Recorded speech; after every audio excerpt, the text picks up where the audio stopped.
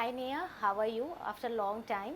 क्या कहना चाहेंगे एक्टिंग की जर्नी के बारे में? हम तो आपके एक्टिंग देख चुके हैं रिसेंटली। ध्रुव तारा इतना फेमस रहा है आपका टीवी सीरियल, काफ़ी लोगों ने भी पसंद किया है और लार्ज नंबर ऑफ ऑडियंस भी आपने ग्रैब किया है आपके कैरेक्टर से। क्योंकि एक कैरेक्टर निभाना काफ़ी आसान होता है, but different shades of character to maintain in the show, it's very difficult.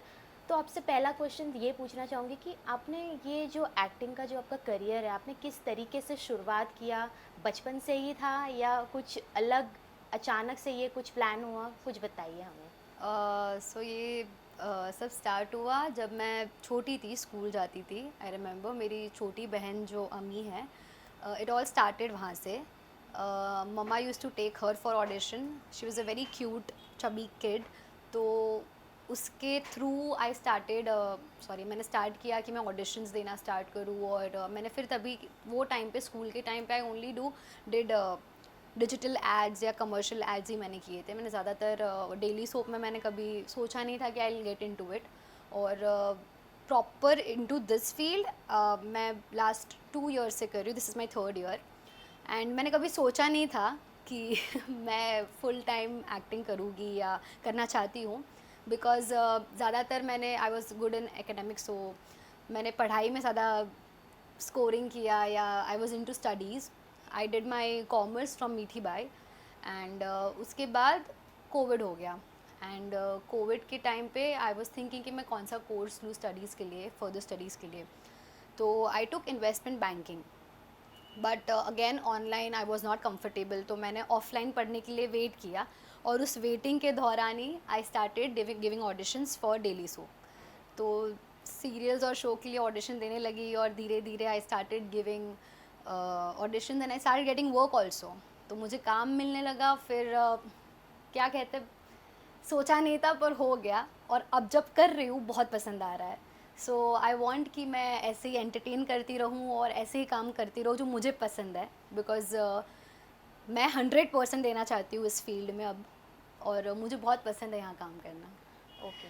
जैसे कि आपने कहा कोविड के बाद से सडन चेंज आया लाइफ में। या तो ध्रुव तारा जो सीरियल है, जब हम्म, फर्स्ट टाइम आपको अप्रोच हुआ, एक होता है ना कि हम एक्टिंग करते हैं तो हमें इस कैरेक्टर में ज़्यादा हम कर सकते हैं, हमारा कोई फेवरेट कैरेक्टर होता है। हम्म। तो आपके कैरेक्टर के बारे में बताइए कि आपने उस तरीके को बखूबी निभाया है, नो डाउट हमने देखा भी है। बट कैसा लगा? अभी ओवरऑल सब हो चुका है तो कैसा एक्सपीरियंस रहा? सेट पे कौन अच्छे आपके दोस्त बने? कितना कुछ, किससे क्या क्या सीखने मिला? सेट का माहौल कैसा था, हमें बताइए। अ, जब मैंने ध्रुव तारा का ऑडिशन दिया था, सो वो after my Raj Mahal show, मैंने ध्रुव तारा के लिए भी ऑडिशन दिया था। आई वॉज लुकिंग फॉरवर्ड कि मैं लीड करूँ। But then I was like कि ठीक है, I should not say no, मुझे ना नहीं बोलना चाहिए जो भी काम आ रहा है। और मैंने सची सुमित और सब टीवी से कभी काम नहीं किया था के साथ। सो मैंने सोचा कि इट्स अ गुड अपॉर्चुनिटी है, काम करूँगी, ऑडियंस नहीं बनेगी, लोग देखेंगे, पसंद करेंगे, आई विल गेट वर्क धीरे धीरे।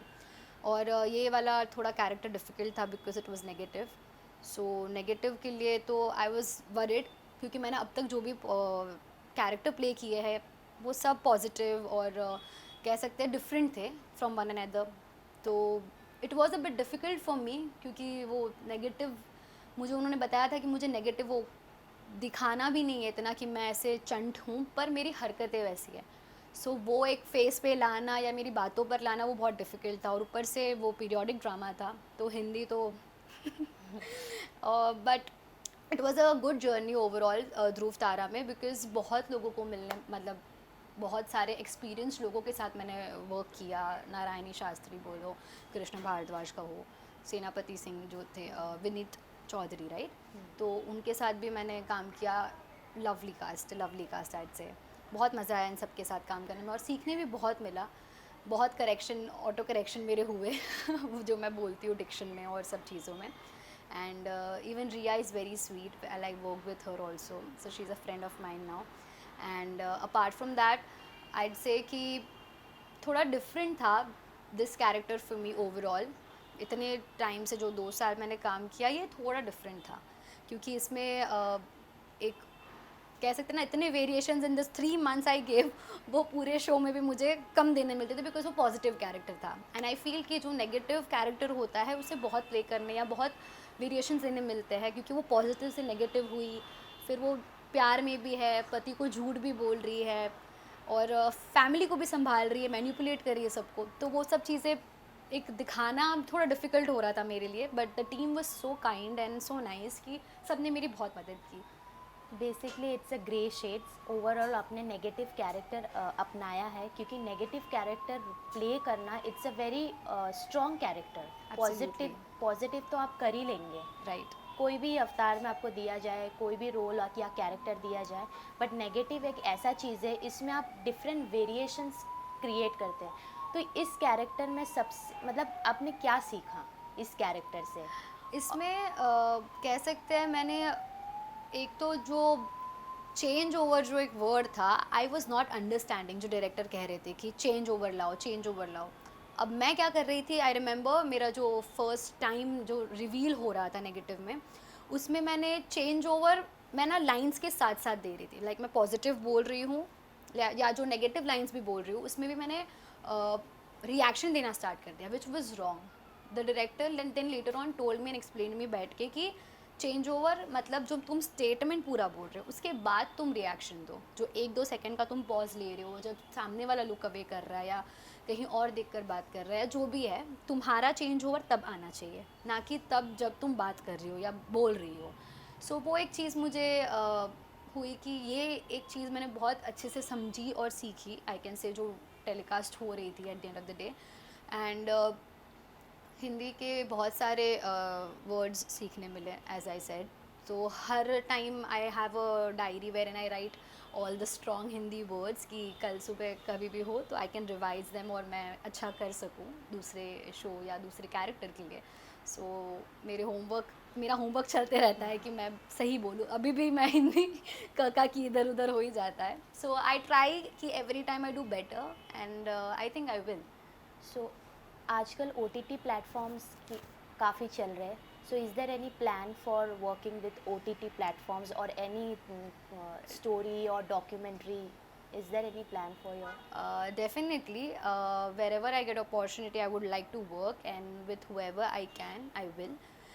It's just कि wherever I'll be comfortable, I can say, जहाँ मेरा comfort होगा, जहाँ मैं comfortable होगी, I'm in for it. I can work with any channel, any media. I'm fine with it. Okay. Bollywood आजकल काफ़ी हाइप में है, बैक टू बैक मूवीज़ आ रहे हैं, सिनेमा में लोग जा रहे हैं। तो एक होता है हमारा ड्रीम कि ये एक्टर हो या ये एक्ट्रेस हो या ये डायरेक्टर हो, इनके साथ काम करना हमारा एक ड्रीम होता है। Absolutely. आपका क्या ड्रीम है और आप किससे इंस्पायर होते हैं? I think I would want to work with Sanjay Leela Bansali. I can से, क्योंकि मे बी लास्ट जो मैंने 2-3 शोज़ किए हैं वो सब थोड़े historical periodic drama, and recently ही has launch really like good movies periodic drama में। So maybe to be one of them, और maybe just getting a small role also would be a very good thing for me. I can say I will be learning a lot. और inspired होना तो I think since childhood I love Aishwarya Rai, so I do look upon her and I try, no, I won't say ki I'll copy her, but I don't know, I just love her, I idolize her. So somewhere I adore her and I would want to be like something uske आसपास. Okay. Bigg boss तो पता ही होगा। Yeah. Big boss और खतरों के खिलाड़ी, which kind of person you are? I think then I would choose Big Boss, because I can't deal with insect or caterpillar और वो सब, I just cannot, मुझसे नहीं होता. How much you follow big boss? आप Uh, अभी के big boss देख रहे हैं, अभी जो आया है बिग बॉस 17? देखती नहीं हूँ, थोड़े बहुत ग्लिम्स देख लेती हूँ, जैसे इंस्टा पे दिख जाता है या टेलीविज़न पे भी, because my family watch it. So घर वाले देखते हैं तो थोड़ा बहुत ध्यान चला जाता है, एंड देखती हूँ थोड़ा बहुत जो भी हाउ होता मच रहता है। Open you are for it? क्योंकि बिग बॉस में अगर आपको अप्रोच किया जाए तो आप जाना पसंद करेगी? अगर हाँ, तो किस तरीके से अपने आप को उस माहौल में ढालेगी? क्योंकि इस बार गेम बिग बॉस में काफ़ी टफ हो रहा है और काफ़ी स्ट्रॉन्ग कंटेस्टेंट डिफरेंट प्लेटफॉर्म से आ रहे हैं। You can understand. या आई थिंक मुझे ना कोई भी रियलिटी शो हो वो इतना देखने में मज़ा नहीं आता। मे बी मुझे लगता है कि if I be there participant या कंटेस्टेंट के तौर पे वो ज़्यादा बेटर रहेगा, तब मैं समझ पाऊँगी या वो मोमेंट में प्रेजेंट रह के कुछ कर पाऊँगी।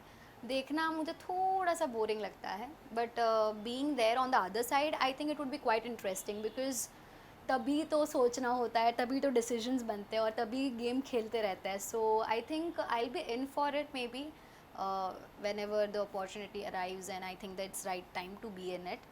सो I will be in for it and I don't know actually कि मैंने क्या, मतलब मैं क्या सोच कर जाऊँगी या क्या प्लान करके, but I think it would be fun. Okay. Bigg Boss में आजकल ये भी कहा जा रहा है, जैसे सोशल मीडिया प्लेटफॉर्म्स पे जैसे आप फैंस ग्रैब करते हैं, आपके जितने फॉलोअर्स हैं, अब ऐसे भी मिसकंसेप्शंस है काफ़ी कि आपके ज़्यादा फ़ैन फॉलोइंग है तो वो ही जीत सकते हैं ज़्यादा, और जिनके कम फॉलोअर हैं उनको वोट्स कम मिलेंगी। इस बात में आपको क्या लगता है, सच्चाई है या नहीं है? क्योंकि काफ़ी लोग कहते हैं कि जैसे अभी यूट्यूबर्स हैं, यूट्यूबर्स जाते हैं, उनके फ़ैन फॉलोइंग काफ़ी होते हैं, तो वहाँ जाके वो बोलते हैं कि हमारा फ़ैन फॉलोइंग ज़्यादा है तो वो ही जीतते हैं, और जिनके जो टीवी से आते हैं, जो नॉर्मल प्लेटफॉर्म से आते हैं डिफरेंट, तो उनका जो फ़ैन फॉलोइंग कम होता है क्योंकि टीवी बेस्ड फ़ैन फॉलोइंग हाँ। होता है। तो आपको क्या लगता है? आई थिंक जो अच्छा करेगा या जो अच्छा खेलेगा वो मोमेंट पे, बिकॉज देखने वाले तो टीवी पर ही है, बीट यूट्यूबर और an artist. So I think जो बेहतर करेगा या जो अच्छा गेम प्लान कर रहा है वो ही जीतेगा। आई डोंट थिंक कि वो फ़ैन पे डिपेंड करता है या कौन क्या कर रहा है उस पर डिपेंड करता है। It's all about how you play, how you portray yourself. I think वो बहुत मैटर करता है। If you see you know this what we say sports या जो हम गेम खेल रहे हैं या देख रहे हैं। So I think it depends completely on the game that you're playing and how you're playing and not the fans that you're having.